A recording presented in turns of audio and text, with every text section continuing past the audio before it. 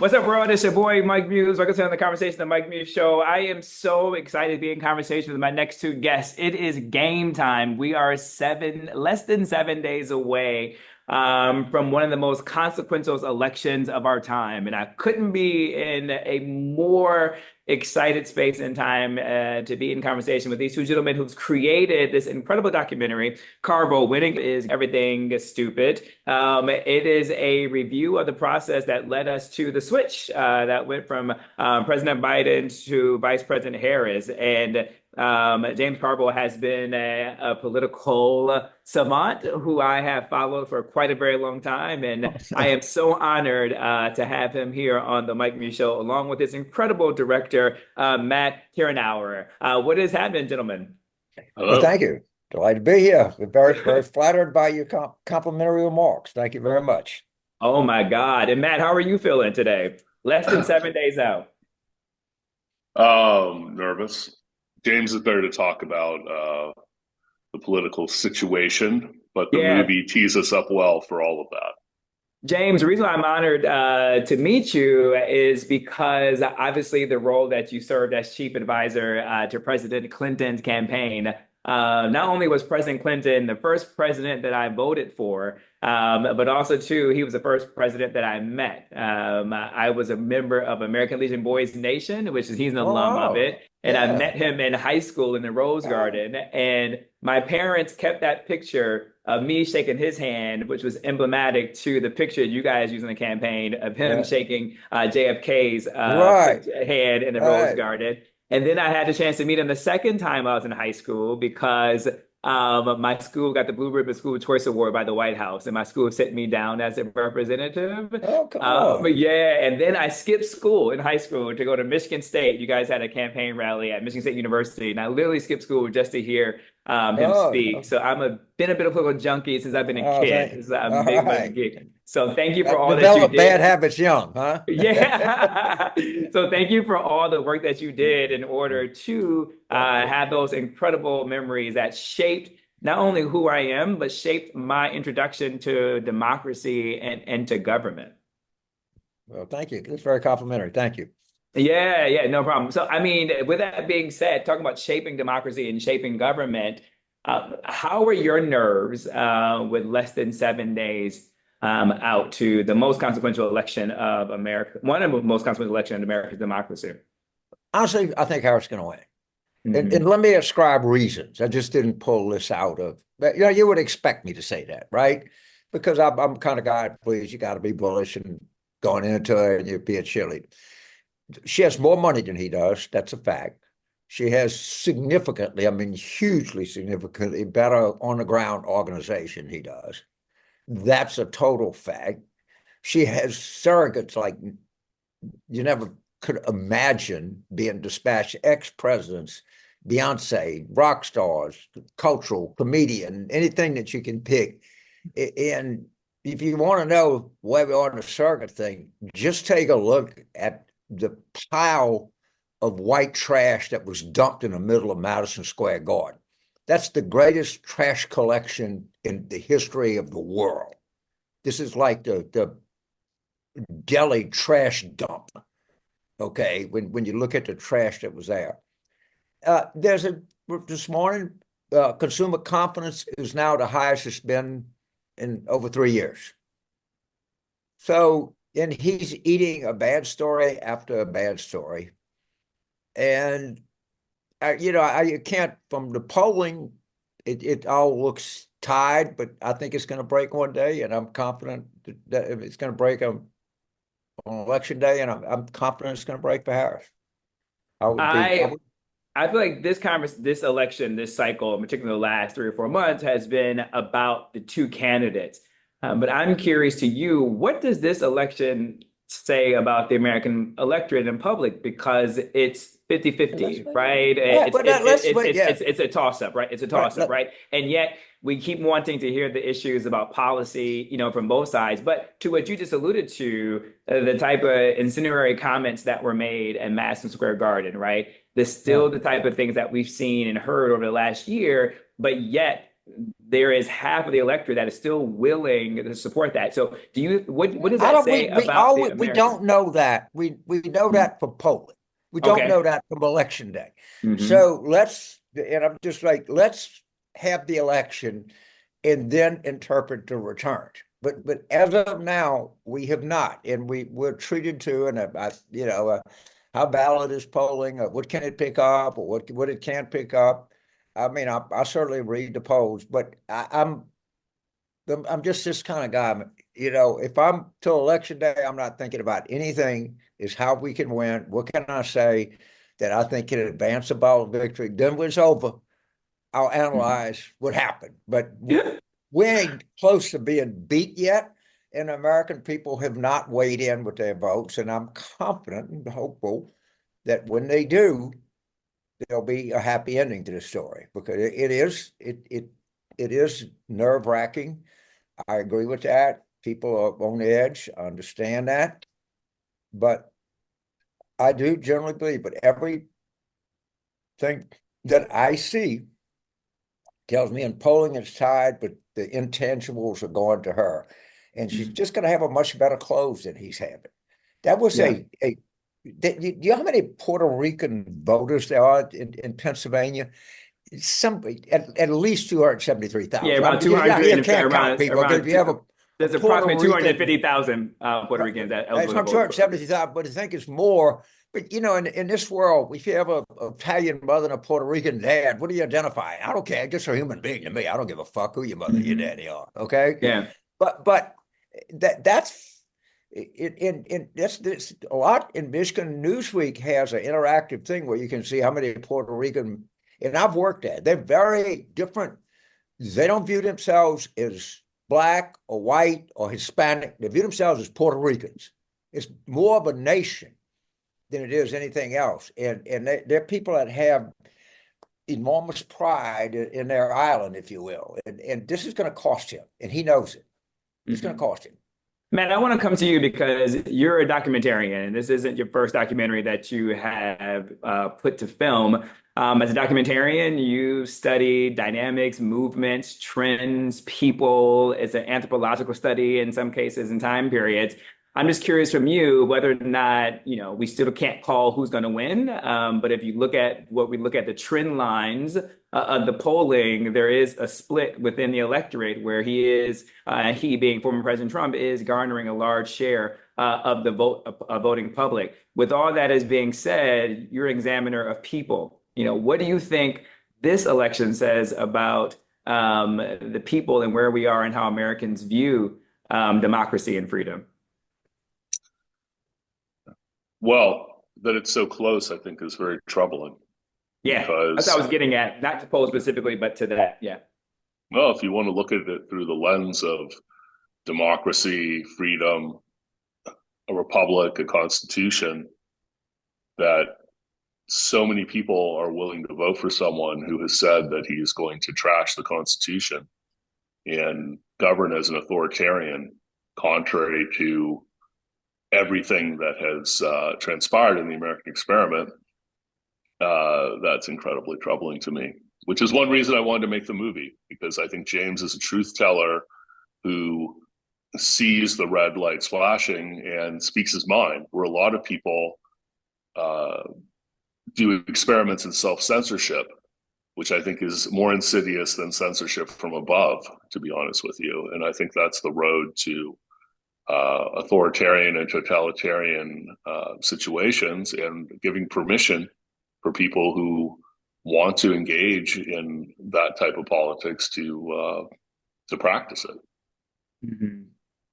When you say this is why you want to make the film, started out as a thesis of President Biden, age and electability coming into question, right? As you began the film, Matt, and even towards the middle, not towards the end, because we know what the outcome is in the end, halfway through making of the film and the documentary, did some of the narrative that you're hearing from the American public shape in how you were able to put this documentary into context and construction?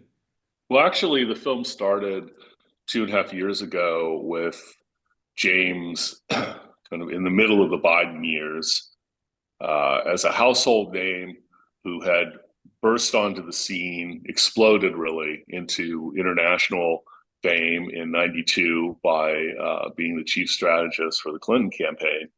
And at that time, there was a famous movie called The War Room that came out, I believe, in '93 that inspired a lot of young people to get into politics. And that's how James and I started this. We were going to make another documentary with James at the center of it, showing that politics was not about wearing a hair shirt or wasn't a dirty type of business, but was a vehicle for change. And accumulating political power and doing good with it is the most powerful and effective way that you can change the world. Much more powerful than being a community organizer, much more powerful than being a corporate executive or any other type of power you can think of. It's political power. That was James's message, and I thought that was a great message.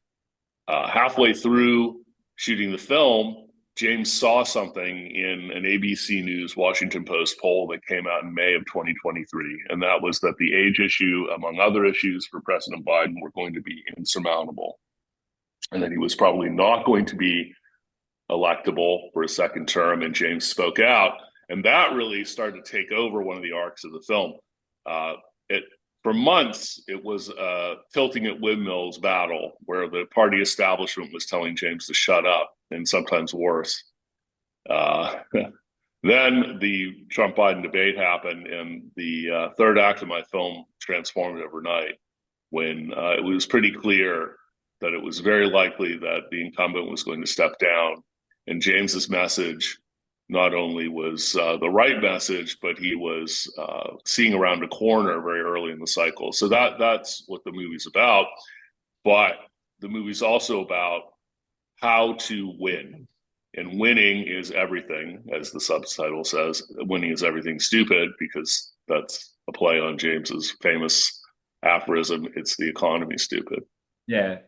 James, I reference that line very frequently in all my programming and all of my shows. Is the economy stupid? And I always give you attribution when it comes to that. Matt teed me up something incredible when he said, you're a truth teller, right? You have a way of looking at politics in ways that most, doesn't. I think it's just the makeup of who you are, your background, your existence, and your own agency. You just don't care what people think about you, and you put democracy in my mind over all things. But you talk about the truth sayer. You were also too the one who, in putting together the strategy for President Clinton, put age into question when it came to Bush, right? For you, how have you always seen age as either being a barrier into politics or a hindrance to politics? That was very insightful. Well, it's kind of less about age and more about change sometimes. But I mean, after a certain age, yes, and that was true with President Biden. Voters could not get beyond his age. I've noticed, from 100 focus groups that you would say his name, people would just bury their face in their hands and said, "Oh God, he's old," and they just didn't want to go to. Now you could be. I don't think my critique at President Bush 41 was his age, that he had been around forever and was part of an old governing system, that people were looking for something fresh and new. Remember, President Clinton was the first post-World War II president. It was a big, culturally, you remember Arsenio Hall, remember the saxophone. Yeah, I remember that. All of the cultural touchstones from that campaign. And I think one of the underappreciated things about the '92 Clinton campaign, it really used culture to win in ways that it had never done before. Yeah. No campaign done before. I think President Clinton was one of our first cultural political candidates. Right. You think of, playing the sax with sunglasses, or Sister Soldier moment, or The Economy Stupid, or The War Room, or Don't Stop Thinking About Tomorrow. I mean, there's so many things that are in your mind that still exist, because we had I never called it that, but we had a very active culture division, if you will. And culture makes a lot. And So culture you can were mean, watching and so this thing at Madison Square Garden, and I said, I was on Ari Melville last night. I said, I was watching that, and it came after women, but I wasn't a woman, so I didn't say anything. They came after Puerto Ricans. I wasn't a Puerto Rican, so I didn't say anything. They came after black people. I'm not black, so I didn't say anything. But then they came after watermelon. That's where you have yeah. now got James Carville's attention. It was the How watermelon. are you gonna take my watermelon away? You're gonna pry my cold head, dead hands off of my slice of ice cold watermelon. You understand? So James, is it the watermelon stupid? It's mocking how crazy. Yeah. And if you go, this was the greatest dump of white trash in the history of the United States. If you just go through the speakers that were there and the number of convictions, the number of, having sex with sisters and mothers and aunts and nieces and whatever else these crazy fucking people do. It was just unbelievable. It was the height. It was when white trash culture had its night in the garden. It's That's really all I can interesting. say. It's really interesting in how, you and I were just talking about culture in terms of President Clinton was one of the first cultural candidates who really tapped into the zeitgeist of pop culture. I think JFK did it in a way, but not during campaigning. It was when he was in the White House, I felt, where he invited Hollywood inside the White House. In Yeah. terms of a campaign, I've always thought that President Clinton was part of that pop cultural zeitgeist when it came to that. But it's very fascinating how you're using the word culture now, and the type of culture that was existing at MSG is almost weaponizing culture Yeah, I in mean, order to move culture can be ideology. good or bad. I mean, Mhm. it's culture and it's culture. I want to get your thoughts on something that I've been wrestling with, right? When America says that, a person is possibly too old. We address that somewhat here. And also, too, I'm hearing the dynamic of term limits. Do you think people are conflating term limits and age together? And should we have term limits? Yes, whether we have them or not, we're not going to get them. Okay, particularly at a Yeah. congressional or senatorial level. And I'm not even sure that you could, maybe, I guess they could do it, but people do not vote themselves out of power. This just doesn't happen. Or people don't give up power easily. When you ask me the age question, you say, how old is too old? And I'm reminded of, it was, I think, Justice Potter Stewart said he couldn't define pornography, but he knew it when he saw it. I can't define when somebody is too old if there's an age, but if I can look at someone and tell, because age is something we all know about. If you meet, you're living through old age. You or somebody else, you saw your parents live through old age. You saw your neighbors. You can't fool it. You can't fool people with that. They know what it is at a very visceral level. And the truth of the matter is, forget the age. Biden was too old. It just was. It wouldn't have been if he would have been 75. If he was moving like that, talking like that, had that kind of debate, I'm not going to sit. I can't argue what's the age at which people shouldn't be present, but it's something below 80, probably Yeah. under below 75. But that's that. But I know you know it when you see it because you know what it is. It's Yeah. not a mystery. Matt, I'm coming to you, but James, you brought up something really interesting in talking about it's hard for people to give up power. And I remember that press conference that President Biden did in the remaining final weeks of his campaign post debate. And there was a fantastic reporter from NPR who also is one of my colleagues at ABC. And she asked a question. She said, when you were running in 2020, you said you're going to be the bridge candidate. And yet you haven't stepped to the side. And a part of me with that question, the answer I was thinking in my head was that it is so hard for people to relinquish power, whether you are a governor, a mayor. We saw Mayor That's not Bloomberg. just political power, Yeah, by the yeah. way. It's That, any that, kind. it's any power, right? Power is intoxicating. It's indicative, right? You've had Mayor Bloomberg change the rules of city council to do a third term, right? And so the idea senators want more. They keep running for more terms, right? And These so these law firms, these huge law firms, I was speaking to one in Manhattan, is the reason y'all have a rule that once you're 75, you have to retire. There's no exception because no one would give up power. If Yeah. you were the head of the partners committee, I'm not going to give that up. Yeah. I feel perfectly fine. I Hmm. don't think I have to. No one gives up power without a fight, and that's not something unique to politics. That No, it's is in not. every endeavor of life. All Them- right. It's No in every one ever sector. had.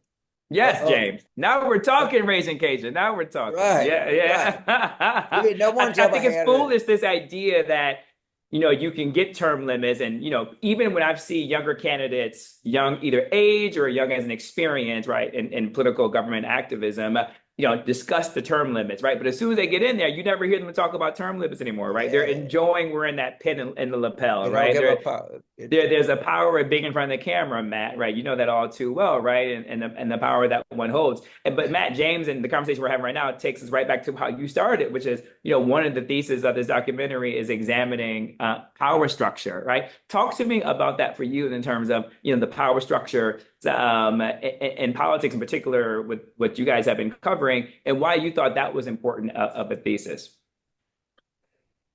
Well, I just want to set James up for this because he's really articulate and it's his theory, and I touched on it earlier, but political power and how to gain it is the most important way and path to getting what you need done. And we've lost that in our culture. We're distracted. It seems old fashioned. It seems maybe boring and irrelevant to far too many people. And if there's any takeaway from this film, it's that. But I want James to really focus on that because it's his thesis. Well, Take thank you us for home, that. James. Okay, so you have just people that think that cultural power is the most important thing you can do. Remember, we were going to change the way people spoke. We were going to change dictionaries. That was going to change America. All that fell flat. All right, or people that say power without principle is useless. And my answer is, well, principle without power is even more useless. Okay, and political power is the thing that has the most power by far to affect people's lives. And let me bore you with two stories, but they're dear to my heart. This movie was kind of conceived by a person named Susan McHugh, who saw the war room when she was a sophomore at Rutgers and decided that she had a burning desire to get into politics. And she became chief of staff of the United States Senator Harry Reid when she was 30 years old. She was chief of staff at the time that the Affordable Health Care Act passed. I was on John Favreau, who's this very successful podcaster, who is the chief speechwriter for President Obama at the time the Affordable Care Act passed. And he said because he was inspired by the war room to get in politics, that's what he always wanted to do. Now, 23 million people today are covered by health insurance that wouldn't be without that piece of legislation. Name me anything that has affected that many lives because you can't do it. And then everybody became pristine and pure and didn't mind losing an election over principle. What idiots. So I'm going to bore you with one more story because I think it tells the story. You can never bore us, James. When Martin Luther King and Andy Young were flying back from Oslo, where King was just awarded the Nobel Prize. He was the most highest thing, Nobel Peace Prize. And he told Andy, he said, go and tell the pilot I want to stop in Washington and see President Johnson. So they land at Dulles Airport. They go into the White House. Coach Johnson's an asshole, keeps them waiting for 6 hours. And they finally come in there. And King tells the president, he said, Mr. President, we really appreciate you helping us on the Civil Rights Bill. It's very important. I know you're working very hard on it. But if we don't have voting rights, this is not going to do us any good. We got to have voting rights too. And Johnson, I think, correctly said, I got no power. My gas tank is full. I'm taking everything I got. I'm calling every chip that I got in. I'm twisting every arm I can just to get civil rights. And I just can't, I can't get voting rights. I just can't do it. So to get back on the plane, and King looks at Andy Young and he says, the president needs more power. Let's go get him some.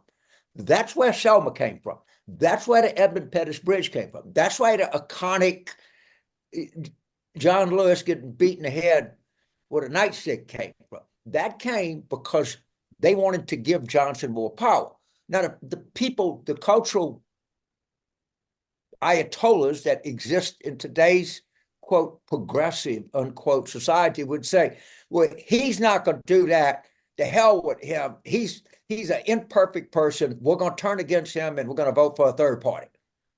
And we're going to put, God damn it, we're going to put Barry Goldwater in there or whatever. And that's how stupid these people are. You cannot separate significant change, or for good or bad, unless you account almost exclusively for political power. I mean, it's great. You see, you read a great novel and wow, man, that's something. Even if you see a great movie, or you have a great concert, or anything else, or read a great poem, and I'm all for that. But the real power to affect lives on a massive scale is political power. And you see, I don't understand that about this world. I couldn't think of a better place to end right there, James. And I was smiling because this idea that I'm always talking about and trying to teach the American public that the president doesn't have a magic wand and can't solve it all, right? It doesn't have unlimited power, right? No matter what the Supreme Court may say. But the idea that MLK said, let's go get him more power and let's charge the people and create activation, that is a true case study of a symbiotic relationship with the electorate, the democratic process, and elected officials in order for change to happen. And why John Lewis always said, get into good trouble, right? And that is why the idea that things may seem impossible in America, right, as you're fighting for change and things that you want, but that doesn't mean you stop fighting because it seems impossible, right? You just have to keep finding the solve and keep establishing the power to which James just talked about. And if you want change, understand how change happens. It happens through the political process. James, I couldn't think about a more appropriate way to end this conversation. Well, I just can't tell you how honored I am that you are on the Mike Muse show. I mean, I've been just such a fan of politics and the political dynamic, and all that you did got me introduced through Clinton to politics. And I can't give it up, James. I just can't shake it.